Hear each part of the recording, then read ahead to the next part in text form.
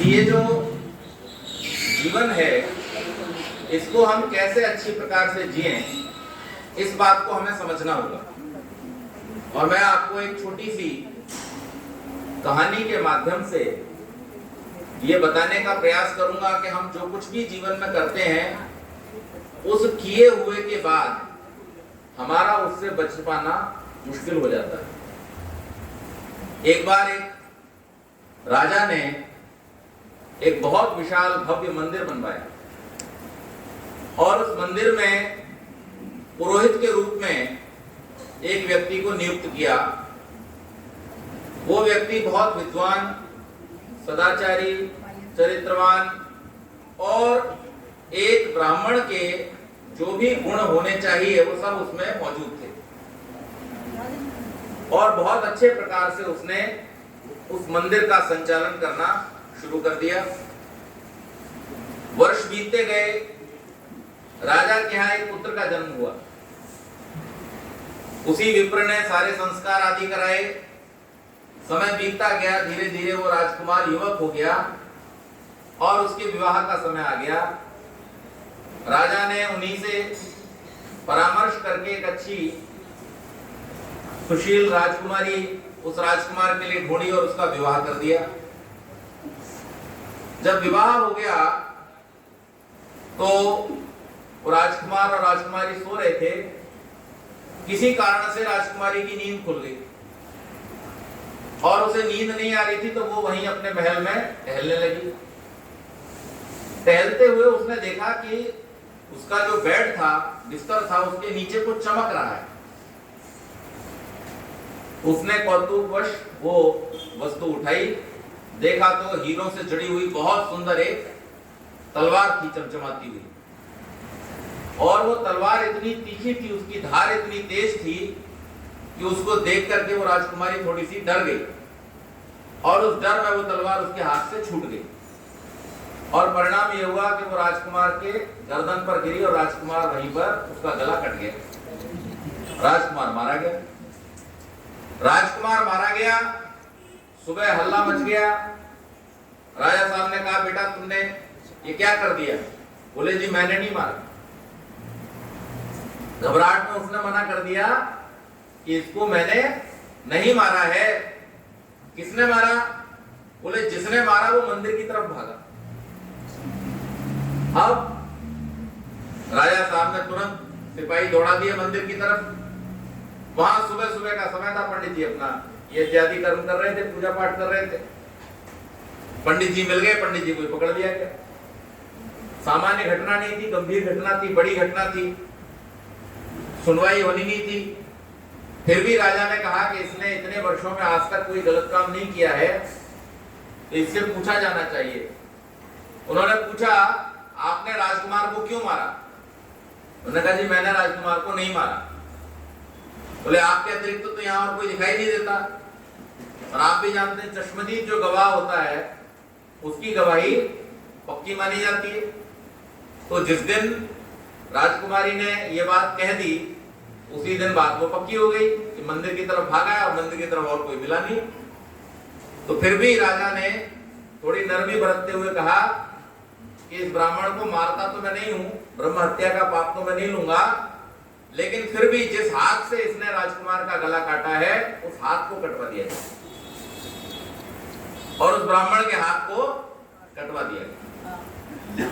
ये बेचारा बड़ा दुखी हुआ कि मैंने तो कुछ भी गड़बड़ नहीं की थी, फिर ऐसा क्यों हुआ? तो इसके मन को चैन नहीं पड़ रहा था और वो इस बात को विचार करता करता एक दिन उसने सोचा कि क्यों ना मैं किसी विद्वान ज्योतिषी से मिलूं और पता करूं कि ऐसा आखिर क्यों हुआ।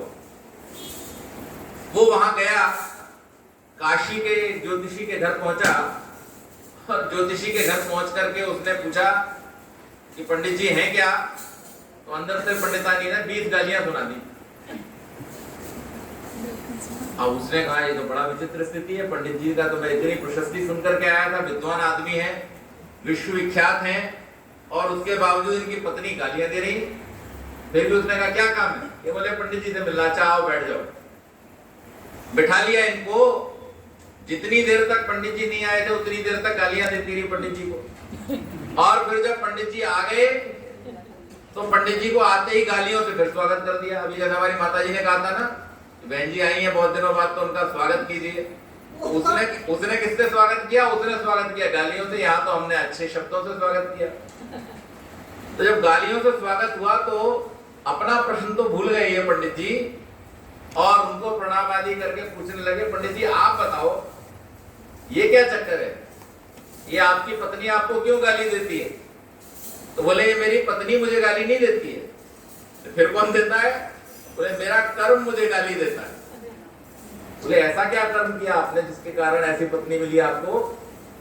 बोले पिछले जन्म में ये गधी थी और मैं था कौवा, और इसकी पीठ में कहीं चोट लग जाने के कारण घाव हो गया। अब ये बेचारी बड़ी छटपटाती थी, लेकिन मेरा स्वभाव दुष्टता का है ही कौवे का, तो मैं बार बार जाकर के उसको चोंच मारता था। ये बड़ी आहत होती थी, परेशान होती थी। एक दिन क्या हुआ कि इस गधी ने सोचा कि भाई ऐसे तो मैं बचूंगा नहीं, तो ये गधी जो थी वो गंगा जी में पानी में उतर गई कि कम से कम पानी में तो छोड़ देगा ये मुझे। और उस भाग दौड़ में मेरी चोंच इसकी पीठ की हड्डी में फंस गई।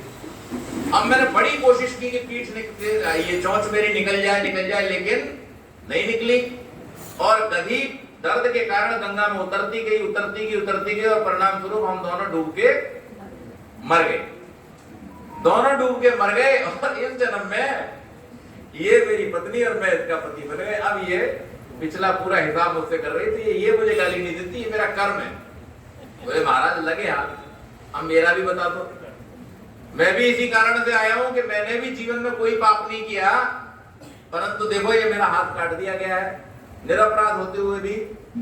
तो उसने कहा महाराज देखिए, आप पिछले जीवन में एक तपस्वी थे और आप वन में तपस्या कर रहे थे। आपके सामने से एक दिन एक गाय भाग रही थी। आपने उस गाय को भागते हुए देखा, पीछे पीछे हाथ में कटार लेकर के कसाई आया, आपने उसको भी देखा। उस कसाई ने आपसे पूछा कि आपने किसी गाय को यहां से जाते देखा है क्या? आपने प्रण ले रखा था कि मैं झूठ नहीं बोलूंगा, और आपने क्या किया? हाथ से ऐसे इशारा कर दिया।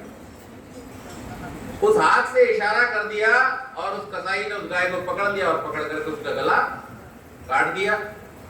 इस जन्म में वो कसाई बना राजकुमार, वो गाय बनी राजकुमारी, और तपस्वी हो आप। उस गाय की हत्या कसाई ने की थी, इस कारण न चाहते हुए भी राजकुमारी के हाथ से तलवार उसी के गर्दन पे गिरी, उसकी गर्दन कट गई, वो हिसाब बराबर हो गया।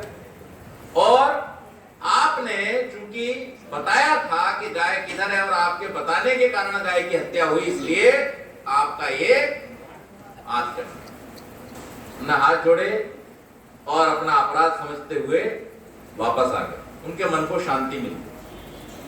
ये कथा हमें क्या बताती है?